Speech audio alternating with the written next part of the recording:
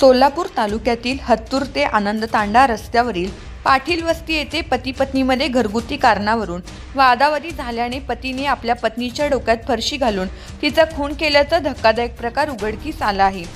गुरुवारी दुपारी 4च्या सुमारास ही घटना घडली आहे।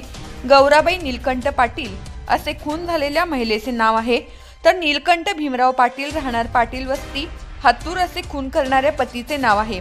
नीलकंठ पाटील यांची आनंदतांडा हत्तूर ते रोड दरम्यान शेती आहे।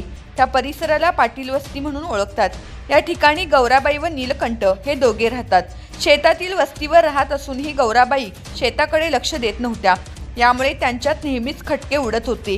दोघांमध्ये भांडण झाल्यानंतर त्या काही दिवस परगावी असलेल्या मुलांकडे राहण्यास जात होत्या। दरम्यान गुरुवारी अमावस्या असल्याने गौराबाई शेतातील मंदिरात पूजा करण्यासाठी गेल्या होत्या। त्यावेळी नीलकंठ तेथे गेला। त्यांनी नेहमी शेतात येत नाही, आज कशी आली असे म्हणून गौराबाई यांना शिवीगाळ केली। त्यानंतर तेथे पडलेली फरशी उचलून गौराबाईच्या डोक्यात घातली। पुन्हा त्याच फरशीने गौराबाईला मारत राहिला।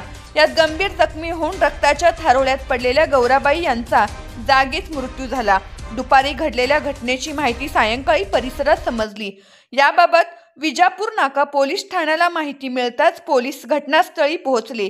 त्यांनी गौराबाई यांचा मृतदेह उत्तरीय तपासणीसाठी शासकीय रुग्णालयात पाठवला आहे। पोलिसांनी संशयित आरोपी पती नीलकंठ याला ताब्यात घेतले। सहाय्यक पोलीस निरीक्षक गायकवाड हे पुढील तपास करीत आहेत।